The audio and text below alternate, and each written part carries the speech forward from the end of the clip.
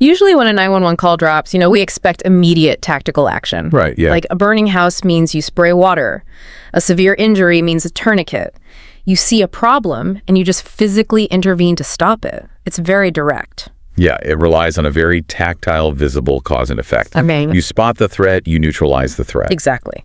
But step into the world of hazardous materials, and that entire playbook is just thrown right out the window. Oh, completely. Suddenly, you're looking at this disaster landscape that is invisible, highly volatile, and honestly just terrifying. Because the very air you breathe could be the main threat. You're walking into pure chaotic uncertainty where relying on your normal physical instincts can easily get you killed. Which is why today we are extracting the ultimate survival playbook from the 2024 Emergency Response Guidebook. The ERG. Right, the ERG. Firefighters, EMS, Hazmat teams across the US, Canada, and Mexico swear by this thing. We are doing a deep dive into how these responders actually make split-second life or death decisions when toxic materials are unleashed on a highway or in a neighborhood. And we should probably set some boundaries up front, too. Good point, yeah. We aren't looking at long-term environmental cleanup today or like advanced laboratory chemistry. We're strictly examining what the sources call the golden window. A golden window. I love that term. Right. It's that chaotic first 30 minutes of an emergency where a single decision dictates whether a chemical spill is contained or whether it becomes a mass casualty event. Okay, let's unpack this foundational philosophy because jumping straight into the toxic chemicals kind of skips the most counterintuitive part of the whole process. It really does. The sources detail these strict, almost militant mantras that responders have to memorize before they even exit the fire engine. Yeah, so the primary mantra dictates your very first movement on the scene. And it's approach uphill, upwind, and upstream. Which feels backwards, right? Exactly. In the panic of an emergency, human instinct is to rush in and help the victims. But the ERG demands the exact opposite. Wow. You must position yourself where the hazard, whether it's, a heavier than air toxic gas or a flowing corrosive liquid, physically cannot reach you based on gravity and wind direction. So it's safety and isolation above all else. The sources actually call this the golden rule of Hazmat, which is time, distance, and shielding. It's almost like the ultimate defensive driving manual, but for chemical disasters. You don't jump out to fix the engine, you park far away and figure out if the car is going to explode. That's a great way to look at it. But the text is incredibly blunt about this. It says, when in doubt, treat as worst case. Isolate more, not less. Because distance is your only guaranteed defense at minute zero. For a small spill, responders are trained to isolate an area of about 100 meters, which is roughly 330 feet in all directions. That's a huge area for a small spill. And for a large spill, that jumps to over 300 meters, over 1,000 feet. You establish this massive perimeter, deny entry to everyone, and just wait for specialized hazmat teams. Okay, but wait, hold on. I have a pushback here. Sure. The guide specifically says, never assume placards are correct. So if you can't trust the warning labels on the side of the truck, how on earth do you even begin? I mean, you just said distance is the defense, but how do I know how much distance if I'm assuming the label is a lie? What's fascinating here is that skepticism is the exact mechanism keeping them alive. Really? How so? Well, let's say an overturned truck says flammable liquid, but it's actually illegally carrying a water-reactive chemical. Oh, jeez. Right. If a firefighter trusts that label and sprays water on it to put out a small fire, they could trigger a massive explosion. By assuming the label might be wrong, they default to that maximum isolation distance. They buy themselves the time to verify the threat from afar using binoculars or shipping papers before committing to a physical action. So they assume the worst and back away. But they can't just stand there forever. Eventually, they have to figure out what's inside the tank and what to do about it. How do they actually do that without getting closer? This is where the brilliant design of the ERG really shines. It uses a color-coded system to cut through the cognitive overload of a crisis. So it's literally color-coded for stress. Exactly. Let's walk through a scenario. A first responder arrives at that overturned semi-truck on the highway. Through their binoculars, they spot a 4-digit number on an orange panel on the back of the trailer. That's the UN or NA number, right? Precisely. UN stands for United Nations, and NA stands for North American. It's a globally recognized 4-digit identification code for hazardous materials. Okay, that makes sense. If the responder sees that number, they grab the ERG and flip straight to the yellow pages. The yellow section is an index sorted purely by those numbers. Got it. So for example, if they see UN 1203 on the truck, they scan down the numerical list and instantly see it's gasoline. But what if the panel is totally destroyed in the crash? Or covered in mud? They don't have the 4 digits, but maybe, I don't know, the driver stumbled out and handed them the shipping papers, so they only have the written name of the chemical. Then they abandon the yellow pages entirely and flip to the blue pages. The blue section contains the exact same information, but it's alphabetized by material name. Okay, here's what I don't get, though. Why separate them? What do you mean? Like, why not just have one big index in the back of the book with both names and numbers listed together? It seems like having 2 separate colored sections would just make the book thicker and, more confusing to flip through in an emergency. It's all about the psychology of panic. When your adrenaline is spiking at 180 beats per minute, your brain really struggles to process complex information. Yeah, that's true. If you're scanning a single page that mixes numbers, letters, and hazard codes all smashed together, your eyes will glaze over. You'll lose your place. Oh, I see. By separating them, yellow strictly for numerical scanning, blue strictly for alphabetical, the ERG, reduces the cognitive load. You perform one simple visual task at a time. That makes total sense. You're just stripping away all the distractions. Okay, so whether I use the yellow numbers or the blue names, I've found my chemical. But neither of those sections actually tells me what to do. They just give me this 3-digit guide number. Because they are just the triage desk. They figure out where you need to go next. Once you have that 3-digit guide number, you turn to the heart of the manual, which is the orange pages. It's basically a high-stakes, choose-your-own-adventure book where you take a 4-digit number and track it down to find out if you need water, foam, or just to run away. That's a perfect analogy. Think of the orange pages like the specialized wings of a hospital. You don't cure the patient at the triage desk. You stabilize them and route them to cardiology or the trauma ward. And the orange pages are the trauma ward for your specific chemical. Every guide number corresponds to a 2-page spread in the orange section. It tells you the potential hazards, like, will this ignite? Will it explode? Will it melt your skin? All the fun stuff. Right. It gives you the public safety actions, like how far to evacuate the surrounding neighborhood. And it gives you emergency response procedures for fires, spills, and first aid. Okay, so if my number was 1203 for gasoline.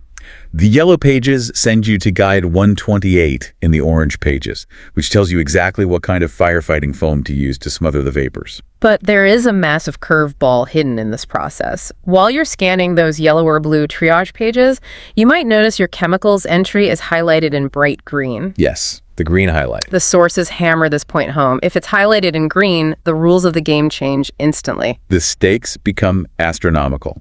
A green highlight indicates a TIH. That's a toxic inhalation hazard. Just breathing the air is dangerous. Exactly.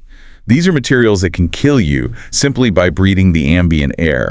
Things like UN 1017, which is chlorine gas, or UN 1005, and hydrous ammonia. So if you see green, you don't just go to the orange pages. You have to immediately cross-reference the green pages at the very back of the book. Right. These pages calculate massive initial isolation zones and protective action distances specifically for toxic gas clouds that might be drifting into civilian areas. It's a foolproof flowchart engineered for stress. See the number, go yellow. See the name, go blue. Find the guide number, go orange. If it's highlighted, go green. Okay, I'm going to throw a wrench in this beautifully organized system. Let's hear it. What if there is no UN number and no chemical name? What if it's just an overturned, unmarked truck? No shipping papers, the driver is unconscious, and the truck is just leaking some mysterious fluid onto the highway. Yeah. I can't search yellow, I can't search blue. Am I just paralyzed? You're never paralyzed with the ERG. If a responder has absolute zero information, they flip to the white pages at the very front of the book. The white pages? Yeah, this section has a table of placards and container shapes to help visually identify the likely hazard family based purely on what the truck looks like. Wow, okay. And if even that is impossible, the manual has a universal fallback, which is Guide 111. Guide 111, the master guide for unknown materials. Right. Guide 111 is the ultimate expression of the worst-case scenario philosophy. It dictates the most conservative, highly protective isolation distances possible. It just assumes the worst. It basically assumes the mystery puddle is going to explode, poison the air, and eat through the asphalt all at once. You lock down a massive perimeter, deny entry, and wait for the Hazmat tech team to arrive with specialized air monitors and chemical sniffers. Since an unidentified spill forces responders to rely on visual clues, we really need to dig into how they are taught to read the shapes and colors of a disaster scene. Yeah, the visual language is key. They aren't just looking at a crashed truck. They are decoding a very specific language. The Department of Transportation, the DOT, mandates these diamond-shaped warning placards on commercial vehicles. And decoding those placards has to be second nature. The background color and the symbol deliver a critical message from hundreds of feet away, long before you can read any tiny text printed on the sign. Let's paint a picture of what these actually look like out in the wild. If you spot a bright red placard with a flame symbol at the top, that's your flammable hazard, right? Like gasoline, ethanol, diesel. Exactly. The immediate threat is rapid fire spread or an explosion. Then you have the corrosive placard, which doesn't just use a color, it uses a brutal graphic. Oh, it is graphic. It's split, black and white, showing a liquid burning a hole through a solid block of metal and burning a hole through a human hand. The graphic nature is highly intentional there. Corrosives like sulfuric acid cause horrific tissue damage, severe respiratory burns if inhaled, and they literally destroy the metal tools and vehicles responders use. Just melts them. Yeah, you do not approach that environment without heavy, specialized chemical resistant suits. But the one that really sends chills down my spine is the stark white placard featuring a skull and crossbones. Poison and toxic materials. That skull and crossbones means a risk of rapid fatal toxicity just from being in the vicinity. Wow. It mandates the immediate use of a self-contained breathing apparatus, or SCBA. The ambient air is lethal. Here's where it gets really interesting, though. It's not just about looking for brightly colored stickers. The sources stress that recognizing the physical geometry of the container itself is a matter of life and death. Container anatomy is huge. Imagine you're at a railroad crossing. You probably just see a blur of boring cylindrical metal tubes. But a responder looks at a pressure tank car and instantly registers a massive explosion risk, whereas a cryogenic tank signals severe frostbite and toxic vapor clouds. Oh, right, because the architecture of the container tells you exactly how much pressure is built up inside. Yeah. And pressure equals potential energy. Makes sense. If a responder sees a pressure tank car, which typically has rounded, seamless ends and a heavy protective housing over its valves, they know that steel shell is holding compressed liquefied gases like propane.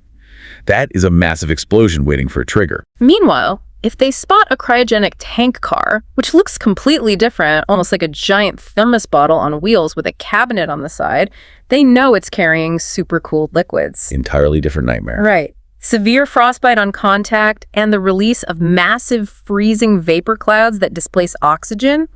Recognizing a rounded edge versus a flat edge on a highway truck literally dictates whether a responder survives the next 5 minutes. That is wild. An MC306 cargo tank, those standard, slightly oval-shaped aluminum trucks delivering gas to your local station, carries unpressurized flammable liquid. If it catches fire, it's a bad fire, but it's manageable with foam. But an MC331 cargo tank, which looks like a giant seamless steel pill or a massive bullet on wheels, carries highly pressurized gas. Exactly. And knowing the difference between the oval truck and the bullet truck brings us to the most terrifying physical phenomenon in this entire playbook. We have to talk about the BLEV. BLEVE. It is heavily emphasized throughout the ERG guidance. Boiling liquid expanding vapor explosion. It is the absolute worst-case scenario for a pressurized container fire. Let's ground the physics of this for a second. Why is a BLE so much more devastating than a normal chemical fire? Okay, think of a pressure cooker, or even a violently shaken can of warm soda. Okay. Inside a pressurized tank like that steel bullet truck we just mentioned, you have a gas like propane that has been compressed so hard it actually turned into a liquid. Now imagine a fire starts underneath that truck, or flames are directly impinging on the metal shell. The fire starts cooking the liquid propane inside. Exactly. The fire heats the liquid, causing it to boil violently. Yeah. As it boils, it wants to expand back into a gas, but it's trapped. Nowhere to go. Right. The pressure inside that steel shell skyrockets. The liquid is desperate to expand to hundreds of times its volume. At the exact same time, the fire on the outside is baking the steel, rapidly weakening its structural integrity. Oh, man. You have exponentially rising pressure pushing outward against rapidly melting metal. So the container is literally the only thing holding back a massive release of kinetic energy, and the container is currently melting. And when the steel finally fails, it doesn't just leak. It unzips catastrophically. Unzips, that's a terrifying word for steel. The superheated, compressed liquid instantly flashes into a massive, expanding vapor cloud, catches fire, and creates a devastating fireball. We're talking a shock wave that levels buildings and massive, jagged chunks of steel shrapnel thrown for thousands of feet. The warning signs the ERG lists for this are terrifying, honestly. Responders are taught to listen to the fire. The rising pitch. Right. They listen for a rising pitch like a screaming tea kettle as the tank's safety relief valves vent faster and faster, trying to release the pressure. If they hear that pitch rising or see flames directly touching the upper portion of the tank where there's no liquid inside to cool the metal, the protocol is absolute. Evacuate instantly. The ERG says try to cool the tank with unmanned automated water cannons from maximum distance, but do not stand anywhere near it. You withdraw immediately. A BLV will kill anyone within its blast radius, regardless of the protective gear they are wearing. Just brutal. Now, a BLE is a loud, highly visible, concussive threat. But the ERG is equally concerned with silent, invisible threats. Let's pivot back to those TIHs, the toxic inhalation hazards from the green pages. The chemicals like ammonia and chlorine, if one of those leaks, it doesn't blow up, it just silently drifts downwind. Right, and the green pages determine the protective action distance for those clouds. This is the exact radius where the public must be evacuated, or, if there isn't time, ordered to shelter in place. Meaning they stay indoors. Yes. Tape the windows shut and turn off all air conditioning to prevent the toxic cloud from being sucked inside their homes. Now, there is a detail in the source text regarding these distances that completely blew my mind. The isolation distances are drastically different depending on whether the chemical spill happens during the day or at night. Oh yeah, this is crucial. Can you explain why nighttime chemical spills require significantly larger evacuation distances? Why does the position of the sun change the toxicity of a chemical spill? If we connect this to the bigger picture, it really comes down to atmospheric physics. Okay. During the day, the sun heats the surface of the Earth. The ground warms the air immediately above it, and that warm air naturally rises. This creates active atmospheric mixing. Got it. If a toxic gas leaks during a sunny day, that vertical air movement helps lift, dilute, and disperse the vapor cloud into the upper atmosphere relatively quickly. So the heat naturally dilutes the poison. Exactly. But at night, the Earth's surface cools down. The air near the ground becomes cooler and heavier than the air above it, creating a temperature inversion. Oh, I see where this is going. There's very little wind and zero vertical mixing. If a toxic cloud is released at 2 a.m., it does not disperse upward. It stays heavily concentrated, hugs the ground, and creeps slowly through valleys and neighborhoods, remaining lethal for miles. So a nighttime chemical spill mandates a massively expanded evacuation zone simply because the weather refuses to help clear the air. Precisely. The ERG is literally factoring in meteorology, not just chemistry, to decide if a neighborhood needs to be evacuated. It synthesizes weather, geography, and chemistry into one actionable number. Now, as we flip to the final sections of the guidebook, the tone of the material takes a distinctly darker shift. It does. Hazardous materials aren't purely industrial accidents anymore. A train derailing due to a broken track is one thing, but the ERG has had to evolve to confront intentional, human-driven threats. Pages 344 through 392 are entirely dedicated to terrorism and chemical suicides. It reflects the grim reality of the modern hazard landscape, Rescuers are no longer just fighting physics and chemistry. They have to protect themselves from scenes designed specifically as traps. The manual explicitly trains responders to look for indicators of improvised explosive devices, IEDs. They aren't just scanning for leaking valves anymore. They are taught to look for secondary devices, unusual containers wrapped in tape, exposed wires, unattended backpacks, or chemical odors like almonds or garlic that make absolutely no sense for a highway or an office building. You think of a firefighter putting out flames, but this manual shows they are actually walking onto potential crime scenes and acting as detectives. It forces a massive paradigm shift on the responder. A firefighter arrives to put out a small car fire, but they have to possess the situational awareness of a bomb squad technician. Wow. And when they spot these intentional clues, does the golden rule change? Yes and no. The response shifts fundamentally, and that brings us to the inclusion of chemical suicide awareness, which is a deeply tragic but necessary addition to the manual. The ERG outlines this growing trend where individuals intentionally mix common household chemicals, usually in a confined space like a sealed car or a tiny bathroom, to generate a lethal concentration of toxic gas, most commonly hydrogen sulfide. Responders are trained to spot chilling, specific clues before they even reach for the door handle: taped vents and windows, warning signs left on the dashboard, empty buckets in the passenger seat, and the distinct smell of sulfur or rotten eggs seeping out of the cracks. The hardest part for a first responder in that scenario is overriding their fundamental instinct to help. Right. Their job is to save people. If they see someone unconscious in a vehicle, every fiber of their training says open the door and pull them out. But if they spot those chemical suicide clues, the golden rule of the ERG demands they stop. Because breaking the seal on that vehicle without a self-contained breathing apparatus will release a concentrated cloud of hydrogen sulfide right into the rescuer's face. It will kill the responder instantly. Right. So they are trained to avoid entering the space, avoid touching anything that could be a secondary trigger, ventilate the area only with extreme caution and full protective gear, and notify law enforcement immediately. So they have to just step back. The ultimate goal of the ERG is to ensure that a tragedy involving one person doesn't multiply into a mass casualty event that takes out the entire rescue team as well. So what does this all mean for you listening right now? Stepping back and looking at the entirety of this guidebook, it is so much more than a list of hazardous chemicals.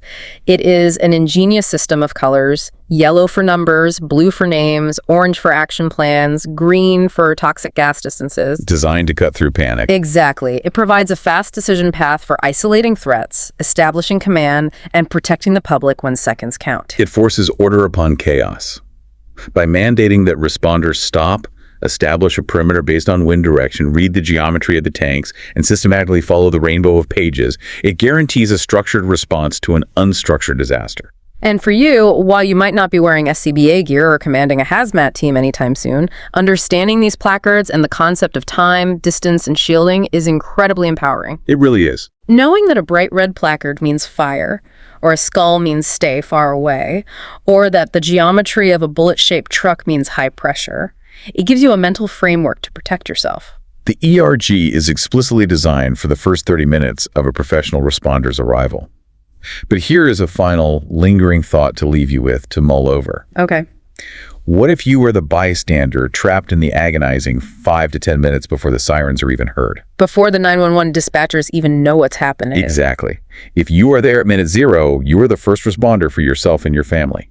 Knowing how cool night air hugs toxic vapors to the ground, or recognizing the rising pitch of a venting pressurized tank, or spotting the taped windows of a suspicious vehicle, that might just be the personal green page knowledge that saves your own life. Time, distance, and shielding. Stay safe out there.